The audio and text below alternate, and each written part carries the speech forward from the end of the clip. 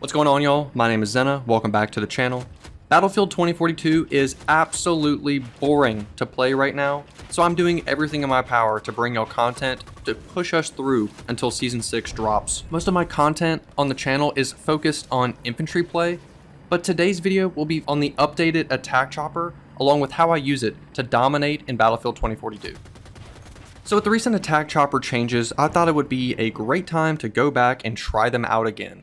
I haven't really used them since early of 2042's launch when I was grinding the tier 1s. But for anyone curious on what DICE changed, basically they adjusted the flight settings, added an additional tow missile, so now you have a total of 2, and they changed the gunner seat. It now has access to thermal sights, which will completely replace the zoom option, but you can still pick between those two. I'm still on the fence about the new gunner seat cannon. This is now DICE's third attempt at completely reworking the attack chopper gunner seat. The previous version had a slower attack speed with higher damage, and this version is the exact opposite. High rate of fire, lower damage, and extremely quick overheat time. If you full auto this gunner seat, it'll last no longer than 3 seconds before you overheat. I find myself burst firing more than anything else. Small burst here and there, basically managing the heat best I can. I will full auto fire in certain situations, but my main focus is not overheating the gun. If I can't shoot at all, I'm not doing my pilot any good. I found the turret to be tricky to use in air-to-air combat, so I'll just tap fire the enemy aircraft at range and then full auto once they get close. Again, the #1 priority is not to overheat the gun. For ground targets, their gunner seat does a nice job. The splash damage helps kill groups of enemies or take down enemy team's armor. Another good tool at your disposal in the gunner seat is spotting. Don't forget to spot targets, not only for your pilot, but for your entire team. Flying the attack chopper feels a little less sluggish compared to before, but I'm no expert pilot. It seems to have additional maneuverability, which is nice, considering the chopper is so easily targeted. Tor tanks, RPGs, recoilless launchers will be your main enemy, so just be careful the best you can. You shouldn't have many problems with lock-ons as long as you can manage flares correctly. Maybe the occasional row hack if you manage to piss off the enemy team.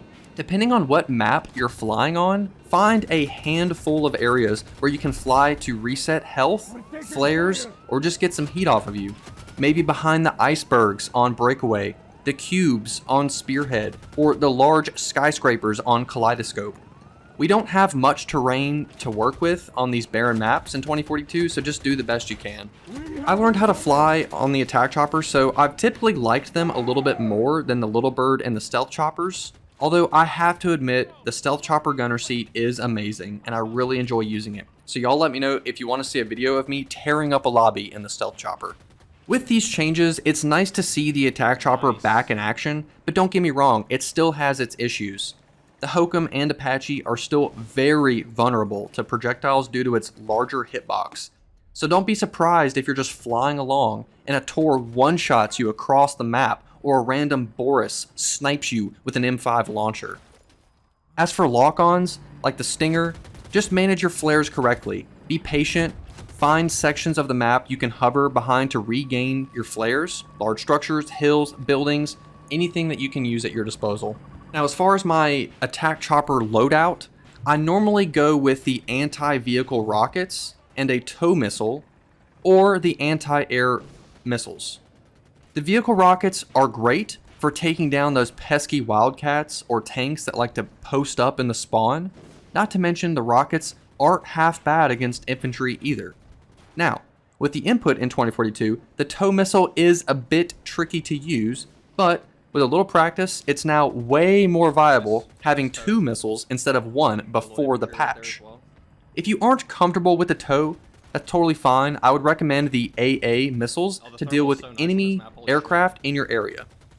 Combine this combo with your gunner seat, and you have a flying weapon of mass destruction capable of handling anything the enemy team throws at you. That's all I have for y'all today. Now that I've finished up most of 2042's tier 1s, I have more time for vehicle play on the channel if that's something that y'all are interested in. I hope y'all enjoyed the video. Thank you so much for watching, and I will see you next time.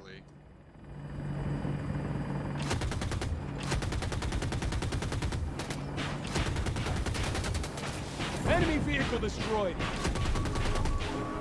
Nice. Both jets dead.